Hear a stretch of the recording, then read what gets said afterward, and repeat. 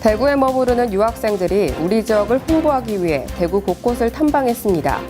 섬유 박물관부터 동화사 등 색다른 풍경이 외국인들의 눈을 사로잡았습니다.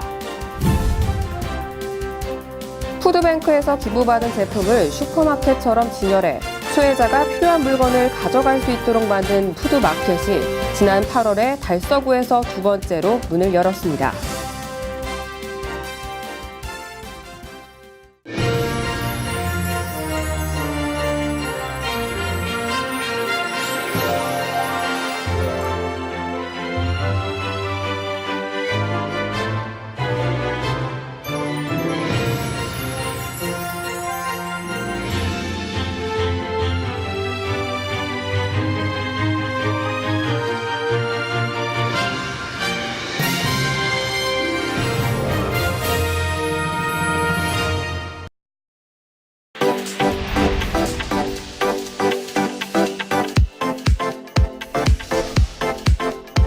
당신의 집이 호텔이 됩니다. 당신은 호텔 위에 삽니다. 호텔 위에 나의 집.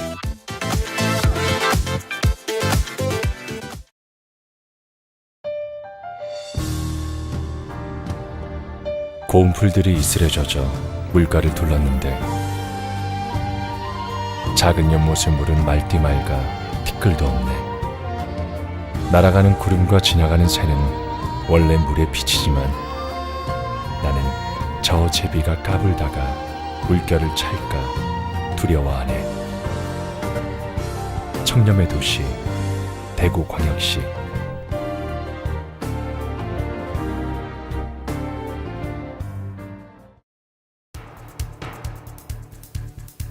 시청자 여러분 안녕하십니까? 오직 진실에 겸손한 양파TV 뉴스입니다. 대구에 머무르는 유학생들이 우리 지역을 홍보하기 위해 대구 곳곳을 탐방했습니다. 섬유 박물관부터 동화사, 시민안전 테마파크 등 색다른 풍경이 외국인들의 눈을 사로잡았습니다. 이민정 기자가 보도합니다. 대구의 매력을 체험하기 위해 모인 유학생들. 그들이 가장 먼저 찾은 곳은 대구 산업의 한 축이었던 섬유 산업을 볼 수 있는 섬유 박물관입니다. 연도별로 달라지는 한국의 옷차림이나 한복을 재해석한 작품이 눈길을 사로잡습니다. 또 노쇠로 만든 그릇을 볼 수 있는 방자유기 박물관, 대구 지하철 참사의 아픈 역사를 새길 수 있는 시민안전 테마파크도 필수 코스입니다. 특히 동화사는 이국적인 풍경에 외국인들이 가장 좋아하는 관광지 중 하나입니다. Not in Korea, it was amazing. When I walked in, there was this huge statue, and I've never seen anything like it. And at the same time, the people are so nice and welcoming that you really felt at home there, even though I'm not a monk or anything. 이렇게 유학생들은 지역 곳곳을 탐방하는 것과 동시에 서포터즈가 되어 SNS에 올린 후기로 대구를 전 세계에 알리게 됩니다. 서포터즈들이 대구의 명소를 탐방하고 이를 동영상으로 제작하여 SNS를 통해 적극 홍보하고 있습니다. 우리가 미처 느끼지 못했던 대구의 매력을 낯선 시선으로 담아내 이들은 홍보자로서 역할을 톡톡히 하고 있습니다. 양파TV 뉴스 이민정입니다. 유통과 판매 과정에서 남는 식품이나 개인이 대량으로 사고 남는 식품을 혹은 생필품을 기부해 도움이 필요한 사람과 나눌 수 있는 곳이 있습니다. 바로 푸드마켓인데요. 아직 모르는 분들도 많으실 텐데 수혜자들이 더 다양한 물품을 제공받기 위해서는 앞으로 시민들의 적극적인 참여가 필요할 것으로 보입니다. 김가희 기자가 보도합니다. 소금, 밀가루, 간장 등의 식재료부터 칫솔과 비누 등의 생활 필수품까지 슈퍼마켓과 다를 바 없는 이곳은 저소득계층을 위한 푸드마켓입니다. 기업체와 개인 등으로부터 식품과 생활용품을 기부받는 푸드뱅크가 있다면 푸드뱅크에서 기부받은 제품을 슈퍼마켓처럼 진열해 수혜자가 필요한 물건을 가져갈 수 있도록 만든 것이 푸드마켓입니다. 지난 8월에 문을 연 이곳 두류푸드마켓은 달서구의 두 번째 푸드마켓입니다. 두류동과 감삼동, 죽전동 등 6개 동의 저소득계층이 더 가까운 곳에서 마켓을 이용할 수 있게 됐습니다. 이곳에서는 달마다 원하는 물품을 2만 원 한도 내에 가져갈 수 있습니다. 사고 또 첫째. 그러니까 마음대로 이렇게 여러 가지 고를 수 있으니까 그게 많이 좋아요. 1998년 서울과 부산, 대구, 과천에서 시범사업으로 푸드뱅크가 실시된 이후 현재 전국에서 441개의 푸드뱅크와 마켓이 설치 운영 중에 있습니다. 그중 대구는 푸드뱅크 14곳, 푸드마켓 8곳으로 총 22곳이 운영되고 있습니다. 하지만 20년이 지난 현재까지도 푸드뱅크와 마켓을 모르는 시민들이 많은 것이 현실입니다. 또 유통기한이 지났거나 임박한 식품들이 전달되는 등 때문에 더 다양한 제품이 진열될 수 없다는 아쉬움이 더해집니다. 이용하시는 분들은 한정되어 있는 이용자들입니다. 그분들이 이 마켓에 왔을 때 다양한 물품을 다양하게 가지고 갔으면 좋겠다는 생각을 있는데 사실 이 물건을 후원해 주시는 분들은 음식이랑 뭐 이렇게 기부식품이 거의 한정되어 있어서 함께 동참해서 후원해 주시면 그걸 가지고 물품을 새로 구매를 해서 그분들이 필요로 하는 물건들을 가지고 갈 수 있도록 이렇게 진행하려고 생각하고 있습니다. 늘어나는 푸드마켓처럼 기업체와 시민들의 적극적인 참여가 더욱 늘어날 수 있길 기대합니다. 양파TV 뉴스 김가입니다.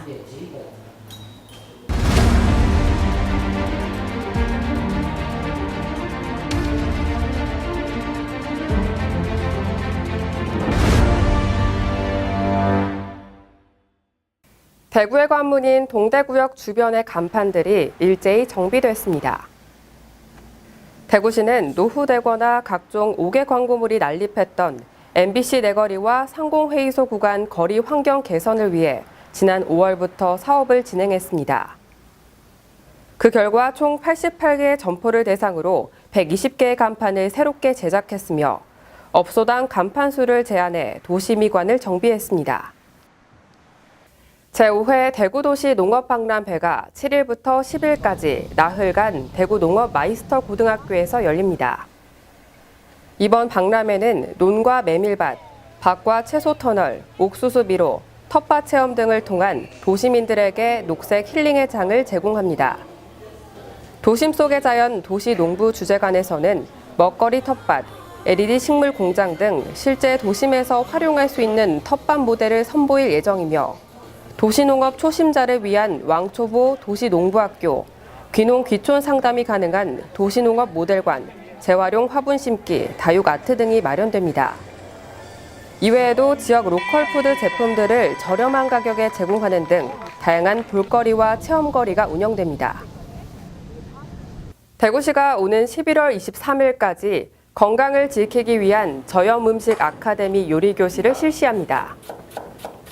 지난 8월부터 실시한 해당 수업은 대구시의 나트륨 줄이기 사업의 일환으로 100명을 선착순으로 모집해 기수별 25명씩 4기로 구성해 각 3회씩 교육을 진행합니다. 또한 교육비의 전액은 대구시에서 지원하며 메뉴는 저염 해물떡볶이와 칼국수, 갈비찜 등으로 구성됐습니다. 한편 저염 음식 아카데미에 관심 있는 시민은 대구광역시 식품관리과 또는 핀연구소로 문의하면 됩니다.